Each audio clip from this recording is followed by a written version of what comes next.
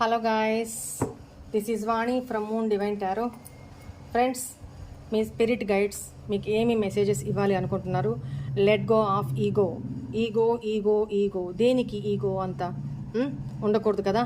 ప్రతి దాంట్లో ఈగో తీసుకొని వచ్చి ఎదుటి వాళ్ళని బ్లేమ్ చేసి ఎదుటి వాళ్ళని తుస్కారంగా మాట్లాడడం ఇలాంటివి వద్దు అని చెప్తున్నారు. డౌన్ టు ఎర్త్ లాగా ఉండండి అని చెప్తున్నారు. ఓకేనా? ప్రతి విషయంలోనూ ఈగోని తీసుకుని రావద్దు. Feel joy in all you do. మీరు ఏం చేస్తున్నా దాంట్లో హ్యాపీగా జాయ్ఫుల్గా చేయండి.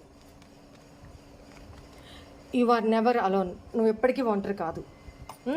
Angels support, spirit guides support ఎప్పుడూ ఉంటుందంట. Your beliefs are right for you. మీ నమ్మకమే మీకు కరెక్ట్. ఏదైతే మీకు కరెక్ట్ ఉంటుందో మీ నమ్మకం, దాని పరంగానే ముందుకు వెళ్ళిపోండి. Take responsibility for your actions. మీరు ఏదైతే యాక్షన్ తీసుకుంటారో, అంటే ఎదుటి వాళ్ళు ఏదో మనల్ని అంటున్నారు అని చెప్పి ఈగోకు పోయి మనం వాళ్ళని అని చెత్త అవ్వడం వల్ల ఎవరికి ఉపయోగం? డౌన్ టు ఎర్త్ లాగా ఉండండి, సైలెంట్గా ఉండండి.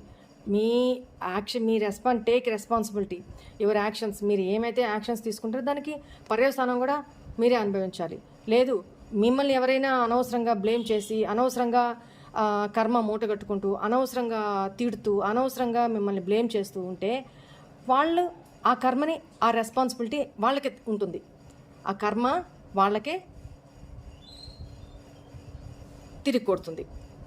ఓకేనా? వాళ్ళ యాక్షన్స్కి వాళ్ళ రెస్పాన్సిబిలిటీ వాళ్ళదే, మనది కాదు కదా. సో అలాంటప్పుడు మనం కాముగుండి మన పని మనం చేసుకుంటూ పోవడమే. రైట్? Inspire others. మనము ఒకరికి మాదిరిలాగా ఉండాలి, కానీ మనం ఒకరి చేత చెప్పించుకునేలాగా ఉండకూడదు. మన బిహేవియర్, మన మాట, మన పద్ధతి, మన సంస్కారం ఒకరికి ఇన్స్పిరేషన్లా ఉండాలి తప్ప. ఇదే చెప్తున్నారు స్పిరిట్ గైడ్స్. సో అలా ఉండండి. ఓకేనా? Right. This is all for today's reading. Bye.